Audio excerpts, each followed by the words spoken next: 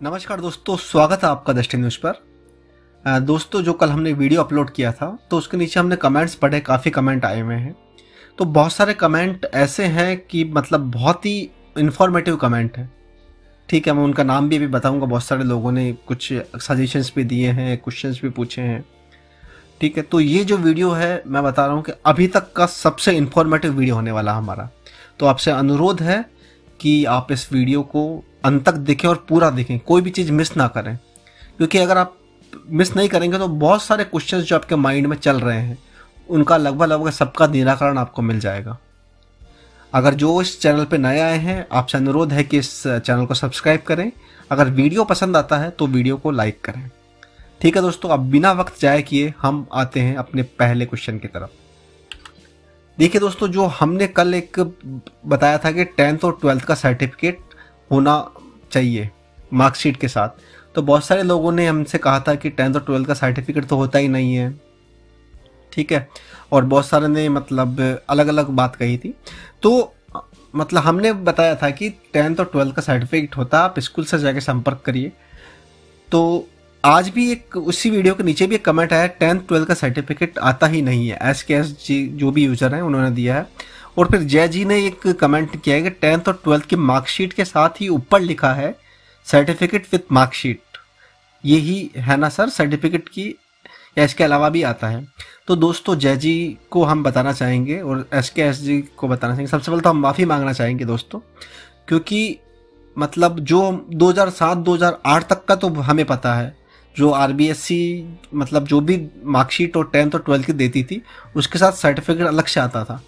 लेकिन जय जी का कमेंट पढ़ के हमें लगा कि हो सकता है कि अब जो Rajasthan board of secondary education Ajmer में मार्कशीट के साथ ही सर्टिफिकेट देती हो, एक ही मतलब कंबाइन नहीं।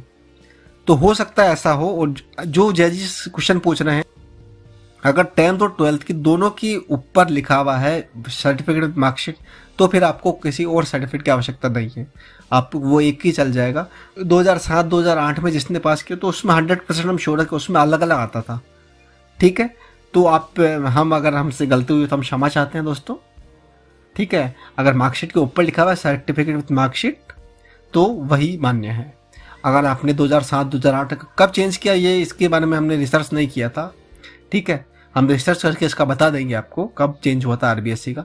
2007-2008 का तो हमें पता है कि इस समय तो दोनों अलग अलग आते थे, 10th का मार्कशीट और 10th का सर्टिफिकेट, और 12th का मार्कशीट 12th का सर्टिफिकेट। अभी अगर इस प्रकार का दिखा आता है सर्टिफिकेट विद मार्कशीट तो आप दूसरे सर्टिफिकेट की आवश्यकता नहीं है। ठीक है, SKS जी, जय जी, धन्यवाद, आपने क्वेश्चन पूछा। अब चलते हैं दोस्तों अपने दूसरे क्वेश्चन की तरफ। दूसरा जो था ये विकास कुमार जी ने मतलब कहा है। हमने कहा कि आप अपने कमेंट में बताइएगा कल, तो विकास कुमार जी का हम पहले तो दिल से धन्यवाद अदा करना चाहेंगे। इन्होंने लिखा है कि जिस बारे में वीडियो बनाना चाहिए उससे रिलेटेड आप बनाते ही नहीं है। जैसे कि जब शुरू में 503 पोस्ट थे, उसके बाद 586 पोस्ट हो गई, 83 पोस्ट, अब बाकी 83 पोस्ट किनकी बढ़ी? EWS के दोबारा फॉर्म भरवाए, उनको आरक्षण का लाभ कौन सी कैटेगरी से दिया गया है, या उनके लिए नई सीट सृजित की गई है? अगर नई सीट्स जुड़ी है तो फिर बाकी कैटेगरी को भी सीट का लाभ हुआ होगा। लाइव स्टॉक सुपरवाइजर में BC की एक सीट है, उसके लिए 2 PWD कैंडिडेट बुला लिए, फिर 12 को BC के कैंडिडेट क्यों बुलाए हैं?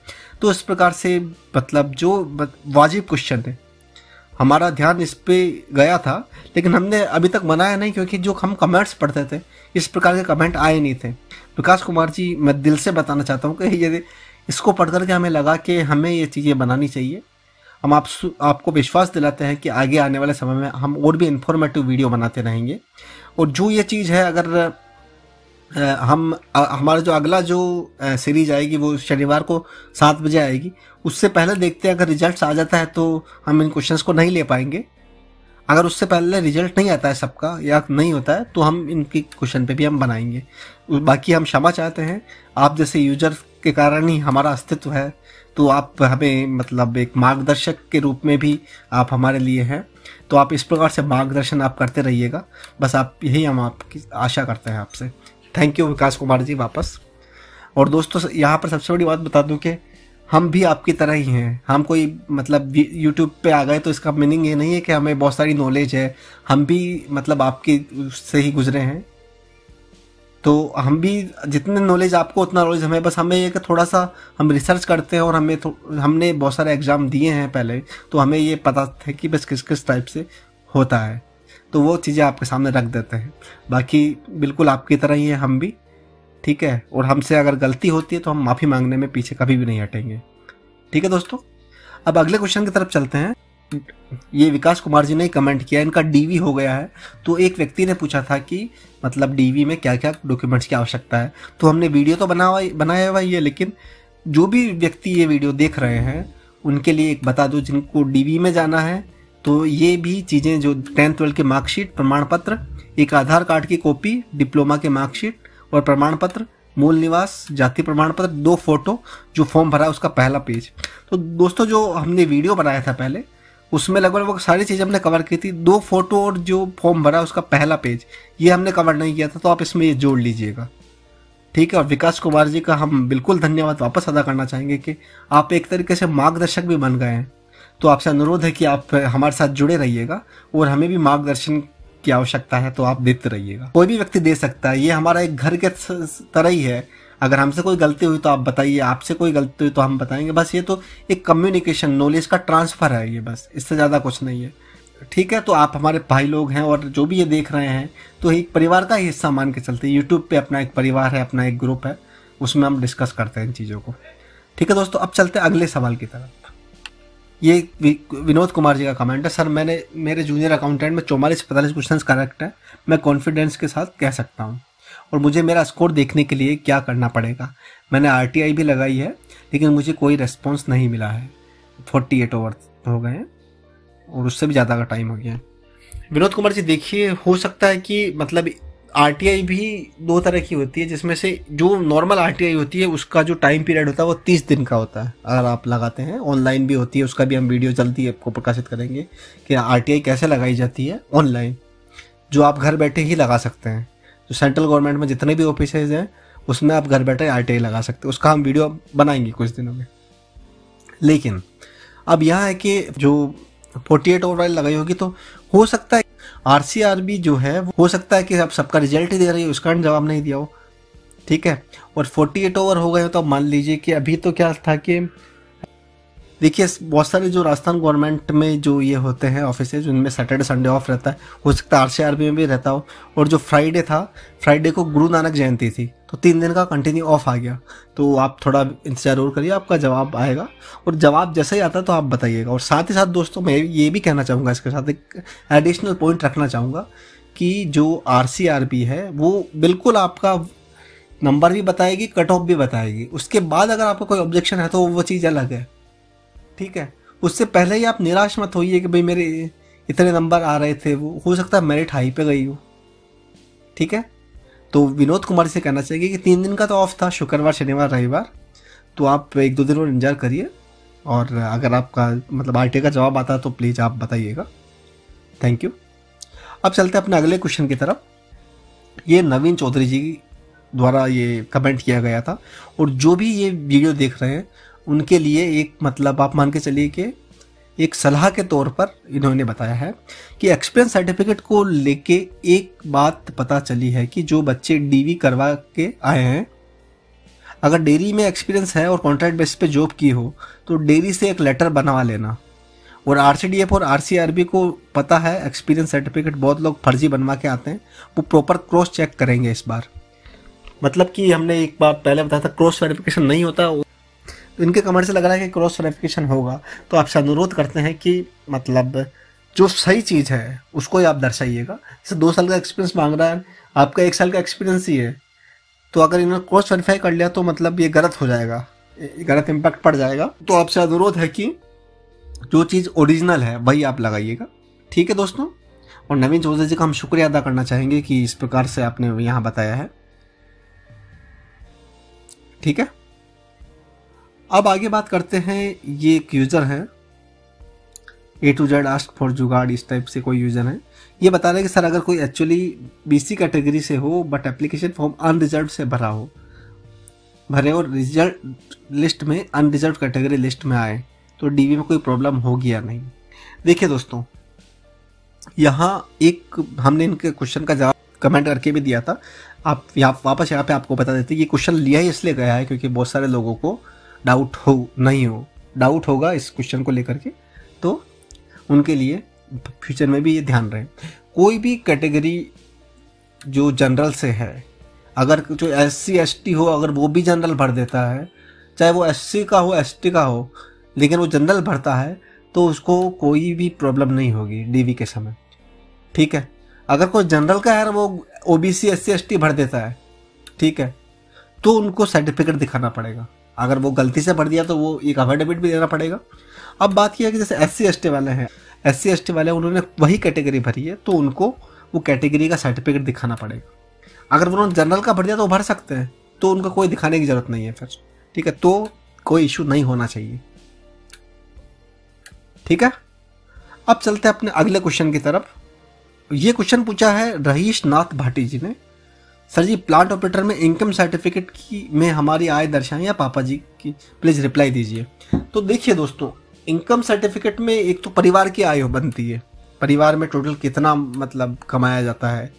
अब एक अगर आप आपके दिखाना चाहते हैं वो अलग से बनेगी, पापा जी के दिखाना चाहे तो वो अलग से बनेगी। एग्जैक्टली वो यूज कहाँ आ रही है वो सबसे बड़ा क्वेश्चन है। एक बार आप मतलब RCRB में ही ये पूछिएगा, क्योंकि अलग अलग चीज़ें जो के लिए अलग अलग यूज आती है। जैसे कोई मतलब सरकारी योजनाएं निकलती है जिसमें बोला जाता है कि टोटल जो है परिवार क्या है 60,000 रुपये पूरे साल में, उससे कम हो तो ये उनको लाभ मिलेगा, या 2 लाख रुपए हो तो लाभ मिलेगा। तो उस समय तो परिवार की आय देखी जाती, पूरे परिवार की आय देखी जाती। तो इसमें एग्जैक्टली यूज कहाँ आने वाला है एक बार आप देखिएगा और पूछिएगा। क्लियरिटी हमने किस संदर्भ में पूछ रहे हैं आप ये चीज़, ठीक है रहीश जी। बस आपसे यही अनुरोध करते हैं कि एक बार आप क्लियर कर लीजिए। बाकी अगर मतलब दोनों की बन जाती है आसानी से तो दोनों ही ले जाइए। अगर इसकी रिक्वायरमेंट है और मतलब वो चाहते हैं तो दोनों की ले जाइए, अलग अलग बनाए। उनसे पूछ लीजिए किसके चाहिए, हमारी चाहिए तो वो भी है और पापा की चाहिए तो वो भी है, ठीक है।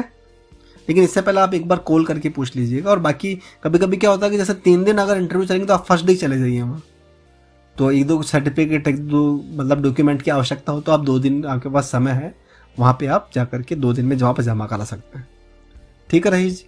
अब चलते हैं अपने अगले क्वेश्चन की तरफ। मयूर शर्मा जी का क्वेश्चन है, सर ये बिना नंबर शो किए करे हुए ये कैसे फाइनल सिलेक्शन दे सकते हैं? अगर हमें अपने नंबर देखने हो तो क्या कर सकते हैं? देखिए दोस्तों, ये क्वेश्चन पहले भी अभी हमने बताया था, नंबर वो शो करेंगे, 100% करेंगे, ठीक है। केवल और केवल आपको थोड़ा सा वेट करना है, थोड़ा सा सब्र करना है, थोड़ा सा धैर्य रखना है। क्योंकि जो SUW और KVSS का वो भी उन्होंने ऐसे ही किया था। बस ये है कि उनकी कट ऑफ भी उनके साथ दी थी उन्होंने रिजल्ट के साथ, ठीक है। लेकिन नंबर कितना है वो 1 महीने बाद दिया था। इसमें बिन की कुछ अलग रही हो, ठीक है, वो RCRB की, तो थोड़ा सा वेट करिए, नंबर वो 100% शो करेंगे, ठीक है दोस्तों। अब चलते हैं अपने अंतिम क्वेश्चन की तरफ। रहीश नाथ भाटी जी, ठीक है, जो इन्होंने अभी ये पूछा था इनकम सर्टिफिकेट का इनका ही है। इन्होंने बहुत अच्छा कमेंट किया है। जो कोई भाई लोग कहते हैं ना पेपर आउट हुआ है, मेरे इतने मार्क्स थे फिर भी सिलेक्शन नहीं हुआ है, उनको मैं एक बात कहना चाहता हूँ कि पेपर थोड़ा सरल था इसलिए मेरिट बहुत हाई गई है। मेरे भी 94% थे तब मेरा चयन हुआ है, ठीक है। 94 का मतलब आप मान के चलिए कि इनके 50 में से 47 क्वेश्चन सही थे, 3 क्वेश्चन गलत थे, ठीक है। तो मेरिट हाई गई है दोस्तों। एक बार रिजल्ट आएगा तो आपको और मतलब क्लियरिटी होगी। और जो भी व्यक्ति अगर डाउटफुल है तो इनका कमेंट ही वो बहुत बड़ी वो चीज़ है। 88, 90, 92 हो सकता है। अब ऐसे बहुत सारे लोगों के आए हों, ठीक है ना दोस्तों। तो ऐसे बहुत सारे लोग होंगे जिनका आप एक ही नंबर पे आया हो, जैसे 94 इनके आए हैं तो बहुत सारे के 94 भी आ सकते हैं, फिर 48 भी नंबर की 96 भी बहुत सारों के आ सकते हैं, 98 भी आ सकते हैं, तो बहुत सारे होंगे। तो सबसे पहले क्लैरिटी तभी आएगी आप लोगों को भी जब एक बार कट ऑफ आ जाएगी। कट ऑफ और आपके कितने नंबर आए वो पता चल जाएगा, ठीक है। बाकी बहुत सारे क्वेश्चंस में हमने सुना है कि आंसर की के बारे में पूछा गया कि RCRB को आंसर की मतलब करनी चाहिए। तो दोस्तों ये कंप्यूटराइज एग्जाम था, ठीक है। कंप्यूटराइज एग्जाम में होता है कि जैसे सारे क्वेश्चन अगर सेम भी है और दोनों व्यक्ति जो मतलब एक ही पोजीशन के पास पास भी बैठा, हालांकि ऐसे बैठते नहीं है लेकिन मान लीजिए पास पास भी बैठते हैं, तो उन क्वेश्चंस का रैंडमली अलग अलग ऑर्डर आएगा।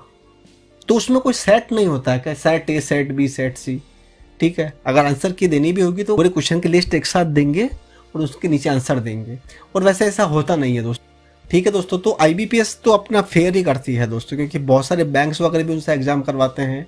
तो आपसे बस यही अनुरोध है कि आप थोड़ा सा धैर्य रखिए, थोड़ा सा मतलब वेट करिए, क्योंकि इतना वेट किया तो अब कुछ दिनों की बात और है, आपका नंबर भी आ जाएगा, आपकी लिस्ट भी आ जाएगी, सब कुछ आ जाएगा, ठीक है दोस्तों।